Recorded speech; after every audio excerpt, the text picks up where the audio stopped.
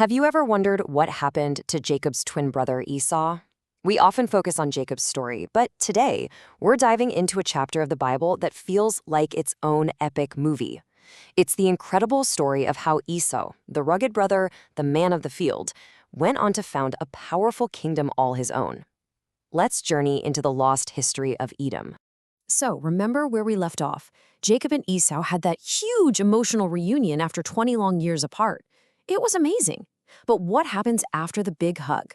The story doesn't just end there. In fact, a whole new adventure is about to begin, where each brother has to find his own destiny. All right, so here's our roadmap for today's journey. We're going to start with Esau's family, the very beginning.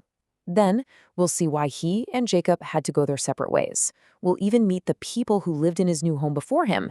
And then we'll watch as his family grows into a powerful nation of clans, chiefs, and, get this, even kings. Let's dive in. Okay, let's set the scene.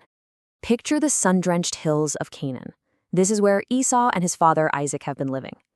Now that he's made peace with Jacob, Esau's own story is ready to take center stage. And trust me, this isn't just a boring list of names. This is the opening scene, the first few minutes of a blockbuster movie about a man building his own legacy. Now, this is really cool. The Bible makes a point to say, Esau, that is Edom. Remember how Esau was born all red and hairy, and how he famously traded his birthright for a bowl of red stew? Well, that name stuck. It became his nickname, and eventually the name of his entire people, and the rugged reddish land they would call home. It all connects. You know, every great nation starts with just one family, and right here we're meeting the founding members of the Edomite people. The chapter lists Esau's wives and the sons he had while still living in Canaan. These guys, Eliphaz, Reuel, Jush, Jalam, and Korah, they're basically the founding fathers of a brand new kingdom. All right, so now imagine this scene. You've got two massive camps, thousands of sheep, goats, cattle, and camels kicking up dust as far as you can see, tents everywhere. Jacob and Esau had both become so incredibly successful, so blessed, that the land itself just couldn't handle them both. And this is a really important point. They didn't split up because they got into another argument. They parted ways because they were both too successful. How amazing is that? They literally had too much stuff, too many animals to stay in one place together. It was a good problem to have, and it led to a separation based on growth, not anger. Do you see these two different paths emerging? Jacob stays in Canaan, which is the land God promised to his grandfather Abraham. But Esau, he's always been the adventurer, the hunter, right? He packs up his family and all his possessions and heads off to forge a new path. He moves to the rugged, wild hill country of Seir, a place that perfectly matched his spirit. But here's the thing. Esau didn't just walk into an empty, uninhabited land. No way. Before it was ever called Edom, the mountains of Seir were already home to a group of people called the Horites. You can think of them as the original inhabitants, a people with their own deep history who knew every cave and every cliff of that land. The Bible actually gives us their family tree, too. It shows they were a well-organized society with their own chiefs and clans. And check this out. There's this awesome little detail about a guy named Anna, who, while he was out watching his dad's donkeys, discovered hot springs in the middle of the desert. How cool is that? It's tiny details like this that make these ancient lists feel so real. So we've met the original people of the land. Now let's get back to Esau's family and watch how they begin to build their nation. We're moving on to the next generation, Esau's grandsons. These are the guys who will become the very first leaders, the building blocks of this new kingdom. It's a pretty simple but powerful progression when you think about it. The family tree starts to look less like a list of relatives and more like a map of a country. The grandsons are named, and they become the first chiefs of the Edomite people. We're literally watching a family transform into a nation right before our eyes. Now, that word chief is really interesting. In Hebrew, the word is aluf. This wasn't just a friendly title. It meant you were a clan leader, a military commander, maybe even the head of 1,000 men. This shows us that Edom wasn't just a big, scattered family. It was becoming a strong, organized, and powerful society. Okay, and here is where the story gets absolutely fascinating. This chapter tells us something that might actually shock you. It says that long, and I mean long, before the people of Israel ever had a king like Saul or David, Esau's descendants, the Edomites, already had a full-blown kingdom of their own.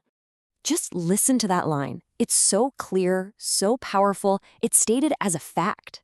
This isn't just a side story about Jacob's brother. This is the history of a mighty kingdom that was established and thriving, while Jacob's family were still just 12 tribes. The chapter then lists these early Edomite kings. But what's really mind-blowing is how they were chosen. It doesn't seem like the crown was just passed down from father to son. Instead, each new king came from a different city, a different clan. This suggests they might have actually elected their kings, choosing the best leader for the job. That was a super advanced way of thinking back then. In total, the list gives us 8 kings who ruled in Edom. 8 different rulers, one after another, all before Israel even had its very first king, Saul. That shows you just how strong and stable the kingdom of Edom was for a very long time. As we come to the end of the chapter, it's like we're getting the final wide-angle shot of the movie. After all those generations from sons to grandsons, from chiefs to kings, the Bible gives us one last sweeping look at the nation Esau built.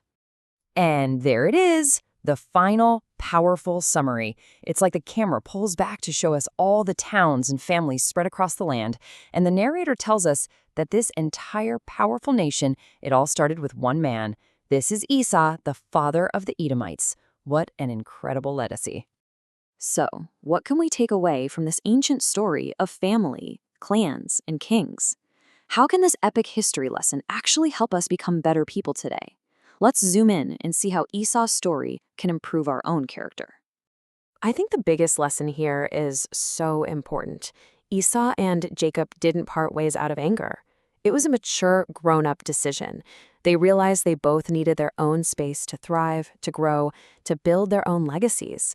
And sometimes the most loving thing you can do for a friend or a family member is to give them the room they need to succeed on their own terms.